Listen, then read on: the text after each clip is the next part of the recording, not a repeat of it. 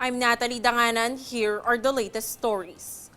To continue the Libreng Sakay program in 2019, Congress should reallocate money from the anticipated 5.268 trillion national budget for 2023 to the Service Contracting Program or SCP. Representative Elray Villaperte of Camarines Sur 2nd District made this call, highlighting the crucial assistance that the free rides offer to the general public in the face of the pandemic and the rising cost of fuel.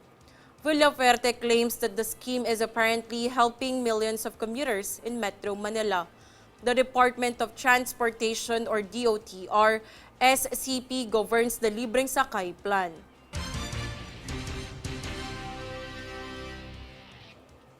The Department of the Interior and Local Government or DILG urged the country's barangay officials to support the Marcos administration's campaign to eliminate the proliferation of illegal drugs and maintain peace and order. JC Ogaire has the full report.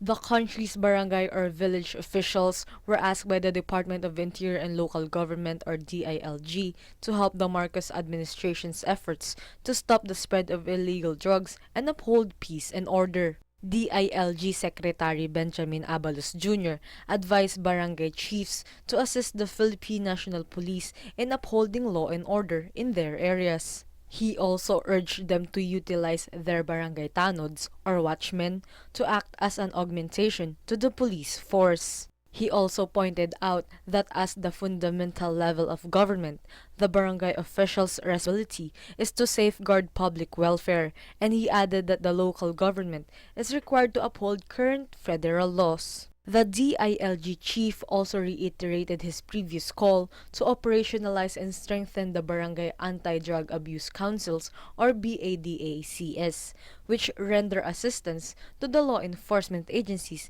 in the eradication of illegal drugs. For Golden Nation Network, this is JC Ogaire.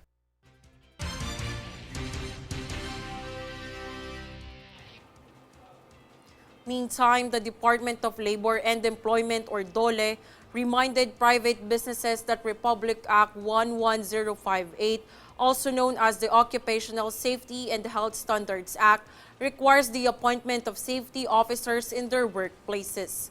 The legislation mandates that safety officers be present in every workplace.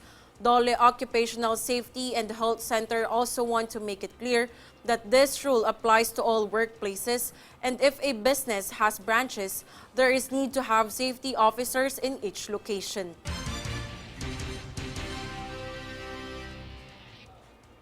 We are your voice for change. We will keep on bringing updates and the latest stories. I'm Natalie Danganan, and this is News Force. Here are today's headlines. Students return to schools as classes officially resume after 2 years. FDA launches program aiming to make COVID-19 vaccines commercially available in the Philippines. Free bus LRT2 rides for students in Metro Manila. President Marcos Jr. declares 2023 holidays. House panel OK's committee report on 2022 BSKE postponement. House of Representatives receives 5.268 trillion peso national budget for 2023. Fair and balanced news. Comprehensive reports that will take you to the heart of the action. This is News Force.